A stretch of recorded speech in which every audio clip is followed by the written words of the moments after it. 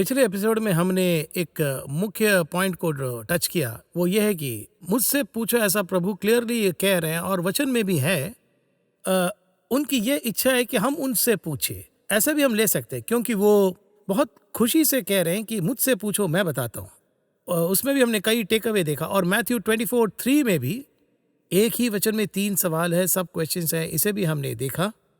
आज हम Matthew chapter 24:7 को देखेंगे।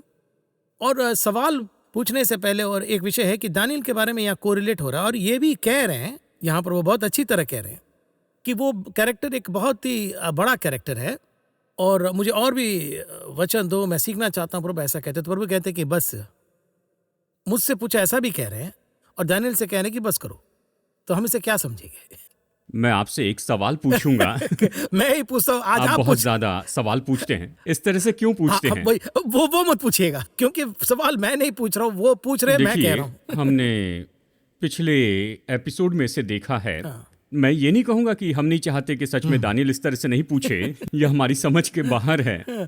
असल में दानियल अध्याय 2 से, या कहिए दानियल अध्याय 1 से ही दानियल में पूछने वाला स्वभाव था। तब नबूकदनेस्सर ने एक सपना देखा। सपना देखने के बाद में नबूकदनेस्सर ने क्या किया? मेरा सपना तुम मुझे बताओ, इस तरह कहना शुरू किया। कहकर सपना को नहीं बताया, वो खुद वो सपना भूल गया था। जिस पल उन्हें कहने के लिए कहा, दानियल परमेश्वर के पास गया। मैं जाकर प्रार्थना करूंगा, प्रार्थना करने के बाद मैं आपको बताऊंगा। इस तरह उसने परमिशन मांगी, तो परमेश्वर से मांगने का स्वभाव आया। और फिर अगले 3 अध्याय में नबूकदनेस्सर ने अपना बुत बनाया और आराधना के लिए कहा। यह कॉन्सेप्ट है। फिर से 4 अध्याय में नबूकदनेस्सर ने फिर सपना देखा। उस सपने के लिए भी दानियल ने उसे अर्थ बताया था।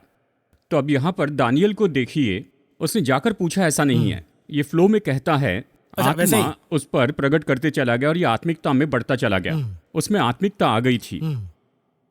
उसके बाद 5 में बेल्शाज़र ने दीवार पर कुछ लिखा हुआ देखा। वो उसका अर्थ नहीं जानता था, उसे वो समझ में नहीं आया। तो उसने दानियल को बुलाया, ये क्या है और क्या बताना चाहता है, पूछा। यहाँ दानियल ने जाकर प्रार्थना की, ऐसा नहीं है। दानियल ने आकर फ्लो में बता दिया क्या लिखा है, परमेश्वर ने तुम्हारे बारे में क्या कहा। तो दानियल की आत्मिकता कितनी बढ़ गई देखिए। और वो बिना भय के। जी हाँ, बिना डरे कहता है, ये तो बहुत बड़ी बात है। वो बताता है, अध्याय 6 में सिंहों की मांद में डाल दिया गया। जब ऐसी घटना हुई, ये उसका पर्सनल स्पिरिचुअलिटी टेस्ट कहेंगे, ये किसी प्रकाशन के बारे में नहीं है। और फिर से अध्याय 7 से आगे देखे तो उसने फिर से क्या किया, उसने पूछना शुरू किया।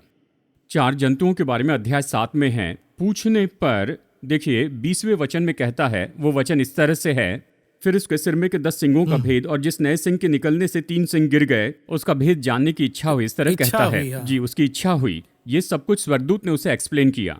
ये सब ऐसा इस तरह से कहा।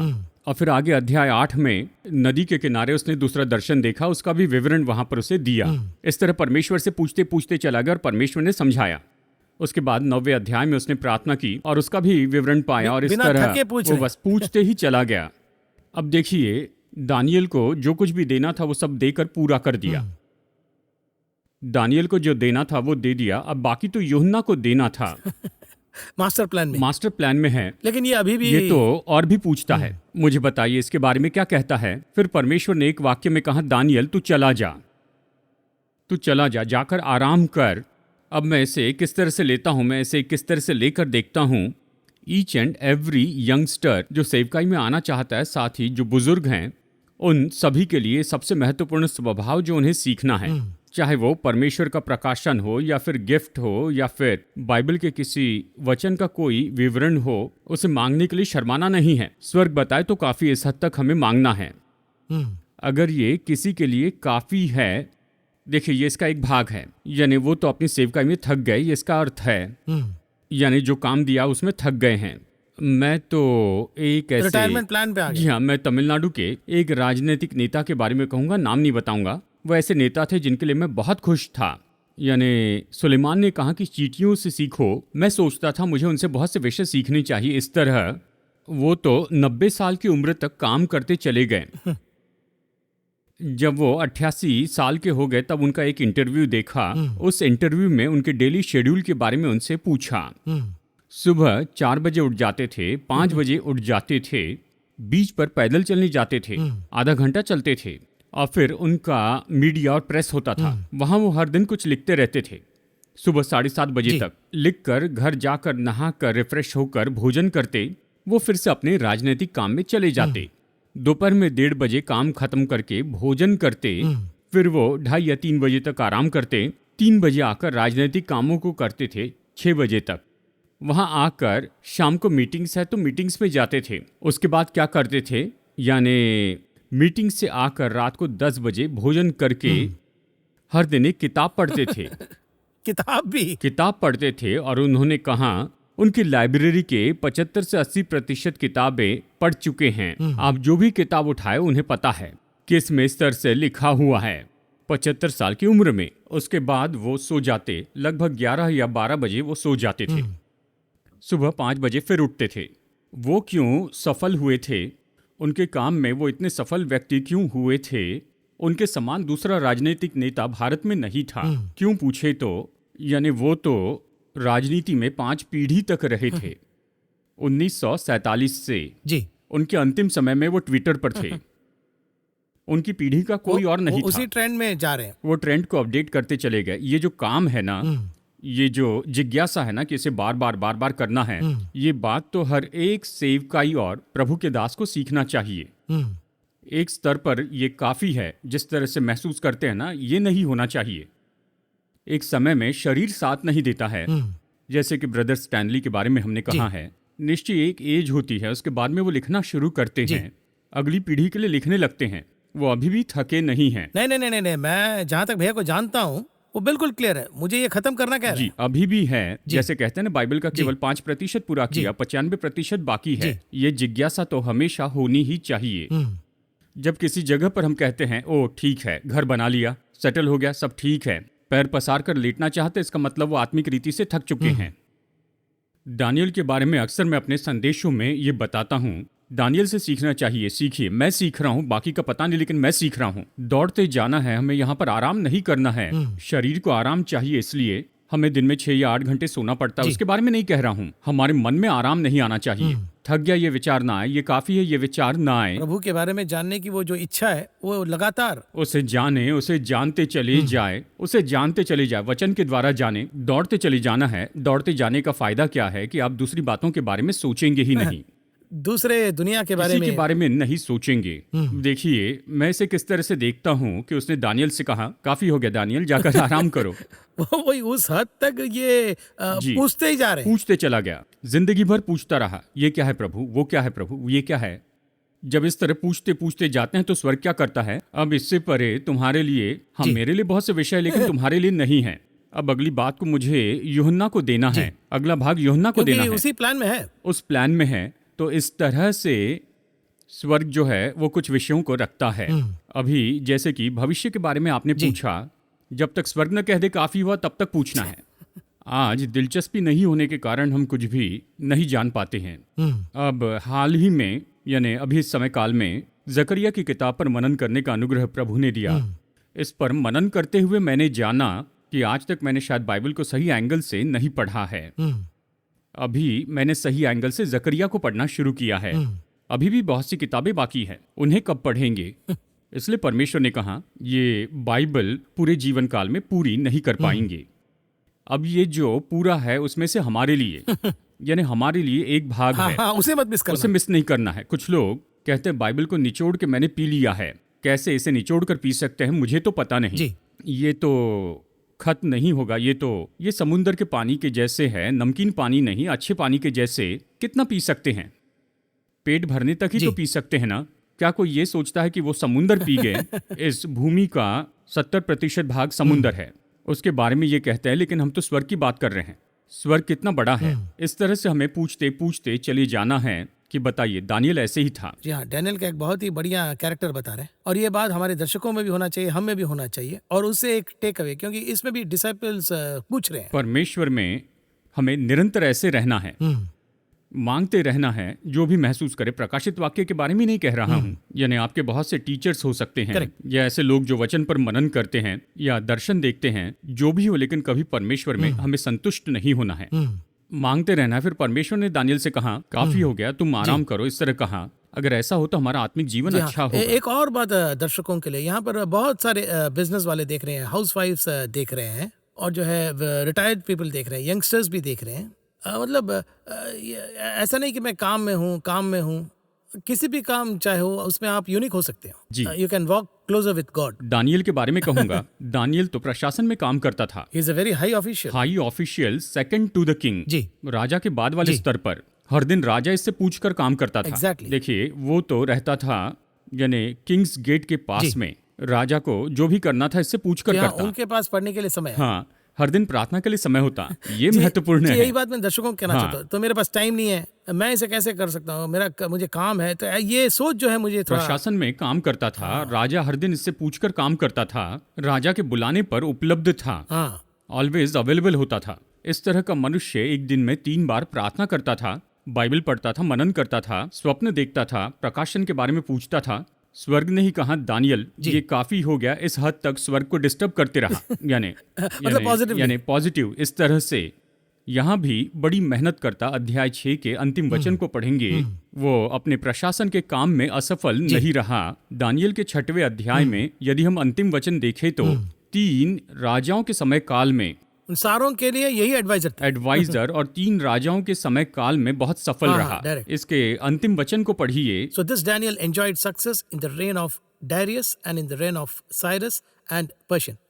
सक्सेस। और वो भी अनेक राजाओं के साथ, वो राजाओं के साथ काम करना कितना मुश्किल है। और मैं वर्ल्डली राजा कह रहा हूँ। 3 राजाओं के साथ में सफल हुआ, उसने सफलता से काम किया। ये काम है, सेवकाई नहीं है। हम जब काम करते हैं तो कहते हैं मैं सेवकाई नहीं कर पाता हूँ, मैं प्रार्थना नहीं कर पाता हूँ, मैं तो बहुत बिजी हूँ, है ना? इस तरह कहते हैं ना, टाइम ही नहीं है। आत्मिक रीति से बढ़ गए तो वो यहाँ पर हैं। अगर पूछे काम पर आने के लिए देरी क्यों हुई, यदि कोई काम पर देरी से आए, मैं प्रार्थना कर रहा था, वो अलग है। अगर उनसे पूछे तो देखिए, कई बार मैं सोचता, अगर वो देरी से आए यानी उनका काम पूरा नहीं हुआ। काम क्यों पूरा नहीं हुआ? प्रार्थना कर रहा था। आप कहेंगे सुनो, प्रार्थना करना ठीक है, पर जो काम करना चाहिए वो करना है ना। तो फिर वो बाहर जाकर क्या कहेंगे, ये कैसे प्रभु के दास है, मैं प्रार्थना कर रहा था, कहा तो मुझे डांटा। सुनिए, प्रार्थना की बात एक तरफ रखिए, जो काम दिया उसे पूरा करना है ना। दानियल ने किया था ना सक्सेस। कहिए दानियल प्रार्थना कर रहा होगा, दुश्मन राजा ने हमला किया तो क्या ये कहेगा मैं प्रार्थना कर रहा हूँ, कल आना, है ना? यही तो ये हमारे लिए टेक अवे है। उसने ये सब कुछ किया और इसीलिए तो वो सक्सेसफुल व्यक्ति था। इसके अलावा वो सेंचुरियन जब कहते हैं कि वो मेरे कमांड पर मेरी बातें सुनते हैं, तो ऐसा कहने पर उन्हें एक अलग ही नजरिए से देखते हैं। जी, वो तो अपने काम में पूरी तरह परफेक्ट था। इसी के साथ में वो परमेश्वर को खोजता रहा। अब इसमें जो टेक अवे है वो हमें क्या लेना चाहिए? मैं तो आत्मिक रूप में बहुत अच्छा हूँ, इसलिए संसार में कोई काम नहीं करूंगा। संसार का काम अच्छे से करेंगे तो प्रार्थना नहीं करेंगे, बाइबल नहीं पढ़ेंगे। उनसे पूछे तो कहेंगे मुझे अपने काम में ईमानदार रहना है। काम में ईमानदार रहे, प्रभु के लिए ईमानदार रहे। प्रभु के लिए ईमानदार रहे, काम के लिए ईमानदार रहे, छोटी चीजों में ईमानदार रहे तो प्रभु बड़ी चीजें देंगे। परमेश्वर ने ऐसे किसी को ऊंचा नहीं उठाया। परमेश्वर ने अपना चेक पॉइंट रखा है। देखिए उसमें जो है, देखिए यहाँ पर बैठने के लिए एक एक चेक पॉइंट रखा है। कितने चेक पॉइंट डैनियल को ले लीजिए, 6 वचनों को पार करके ही ये सब कुछ आए थे ना। तो कितने सारे चेक पॉइंट देखिए। 3 राज्य पूरे होने के बाद वो सफल हुआ, ये शब्द आया है। एग्जैक्टली। ये शब्द बीच में नहीं आया, 1 में नहीं है, अध्याय 1 में नहीं है। 3 राज्य पूरे होने के बाद में ये कहा। इस बात को भी देखना, ये हमारे लिए बहुत ही मुख्य बात है। आपके सवाल का जवाब है। टाइम का पता ही नहीं चला, लेकिन पिछले हफ्ते हमने इस सब्जेक्ट के बारे में दर्शकों को कमिट किया। मैथ्यू चैप्टर 24 वर्स 7 में आए हैं। तो ये जो 7 है, उम्मीद करता हूँ कि दर्शकों के पास पेन और पेपर तैयार वो रखेंगे। अब इस 7th वर्स को हम कैसे समझेंगे? बहुत सारे ट्विस्ट एंड टर्न्स भी हैं। राज्य पर राज्य चढ़ाई करेंगे। ओवरऑल ऐसा विवरण मैं इसके बारे में बताना चाहता हूँ। क्या है? जाति पर जाति और राज्य पर राज्य, इसमें और राज्य में क्या फर्क है ये पूछे तो देखिए, इसके पहले यानी 2 एपिसोड पहले हमने लड़ाइयों के बारे में देखा था, और वो भी खास करके एंड वॉर, यानी वो तो स्पिरिचुअली बेस्ड वॉर है, ये उसका चिन्ह है। यहाँ पर परमेश्वर अंतिम समय के युद्ध के बारे में बताते हैं। अब ये क्या है पूछे तो पूरा संसार अनरेस्ट दशा में होगा, वर्ल्ड वाइड, जाति पर जाति, राज्य पर राज्य। इसे ओवरऑल इस एपिसोड में खत्म करना चाहता हूँ। और ये आज के जो कॉन्टेक्स्ट है उसमें सही भी बैठेगा, बहुत स्पष्ट बताया ऐसा है कि हम इसे पीसफुली बात कर रहे हैं, लेकिन एक तरह का जो थरथराहट है उसमें है ही है। जितना ज्यादा शांति के बारे में बात करें, इसके पीछे कारण है कि उतना अनरेस्ट है। 2 लोग आपस में बैठ के शांति से, ठीक है, और हालांकि वो जमीन के लिए लड़ाई कर रहे हैं, वो इस हद तक जाता है कि चाहे जितने भी लोग मर जाए मैं नहीं छोड़ूंगा, उस हद पीस ऑफ लैंड। हाँ। यदि यूएन की रिपोर्ट देखी तो वो रिपोर्ट क्या कहती है, इसके लिए संसार के सभी देश करोड़ों करोड़ों रुपए खर्च कर रहे हैं। जी। अगर उसमें से केवल 30% ही ले ले तो दुनिया में गरीबी नहीं होगी। ये हम नहीं कह रहे हैं, ये यूएन ने कहा है। दुनिया के सभी लोग भोजन कर सकेंगे, सभी को 3 समय का खाना मिलेगा। बहुत से प्रॉब्लम सॉल्व हो जाएंगे। जी हाँ, भोजन करेंगे तो कोई लड़ाई नहीं होगी। बहुत से लोगों की समस्या तो केवल भोजन की कुछ है। लोग खाकर भी लड़ाई करते हैं, वो बात वो अलग है, वो तो भोजन करके लड़ते हैं। खाने के बाद क्या करे पता नहीं। हाँ, वो अलग कैटेगरी। वो अलग कैटेगरी है। संसार के सामान्य लोग, उनके लिए खाने के लिए कुछ नहीं, यही बड़ी मेरे समस्या पास है। नहीं है, इसलिए मैं तुमसे पूछ रहा हूँ। सामान्य रूप में चोर चोरी क्यों करता है पूछे तो उसके पास भोजन नहीं है। सभी चोर ऐशो आराम के लिए नहीं चोरी करते। धनी चोर के बारे में नहीं, गरीब चोर के बारे में कह रहा हूँ। वो क्यों चोरी करता है? भोजन के लिए, सर्वाइवल के लिए। लेकिन वो सही है, ये भी हम नहीं कह सकते।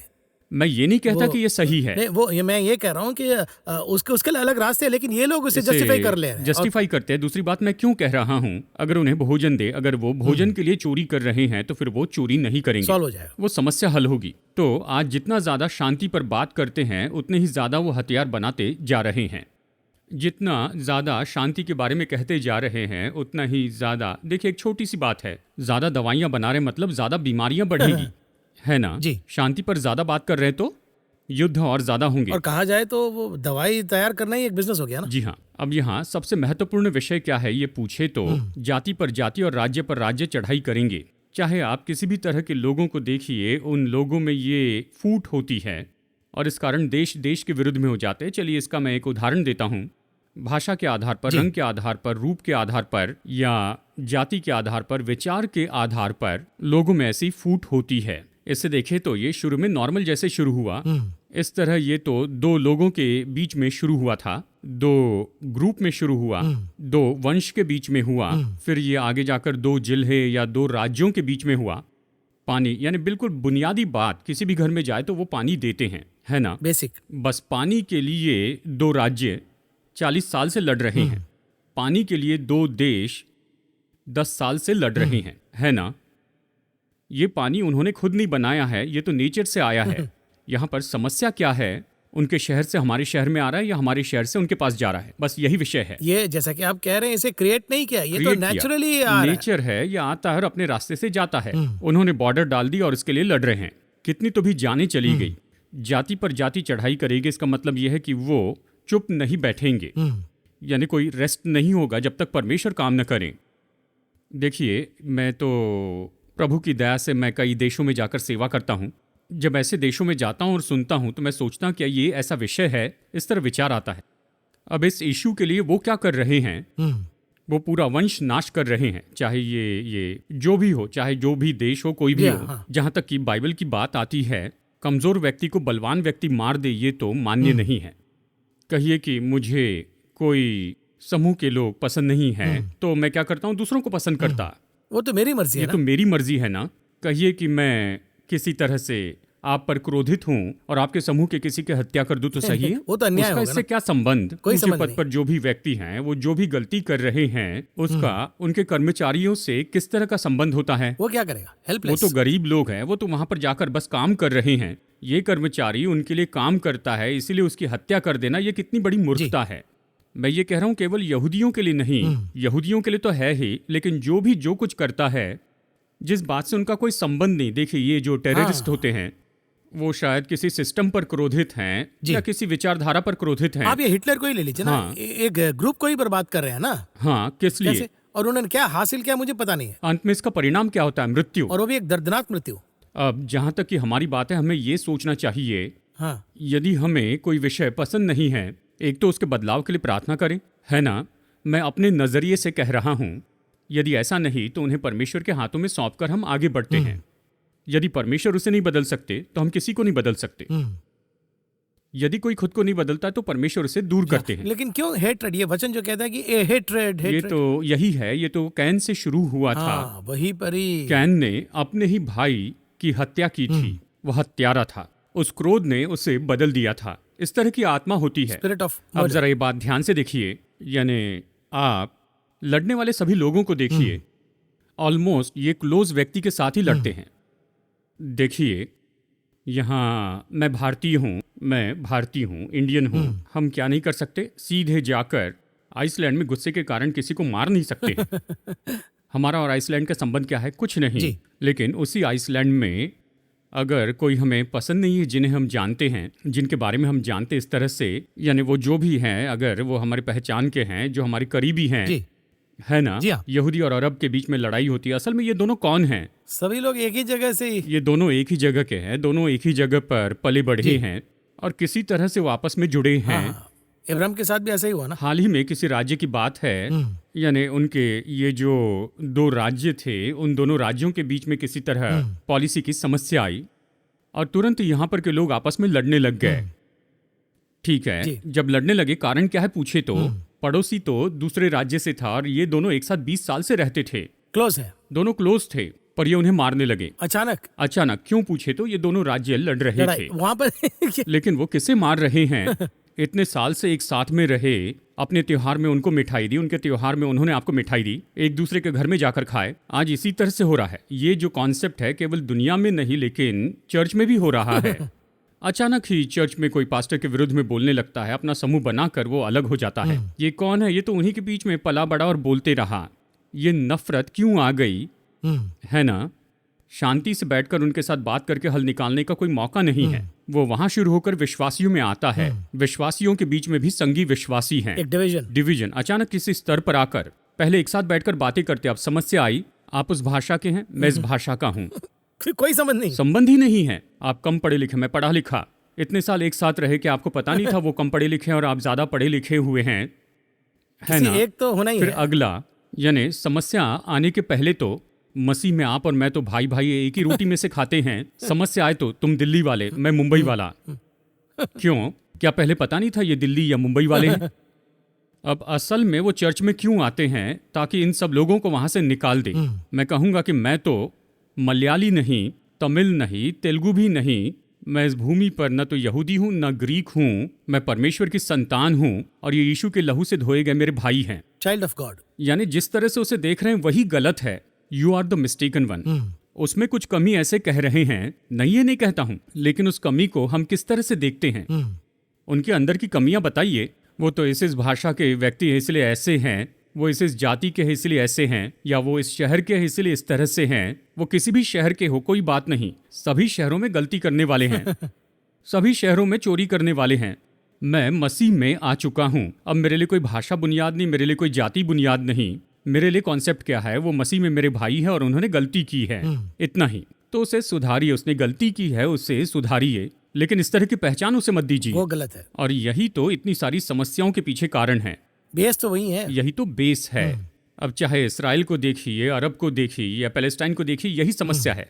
देखिए, मैं एक कॉन्सेप्ट के रूप में इसे कहूंगा कि वो मेरे साथ 70 साल रहे।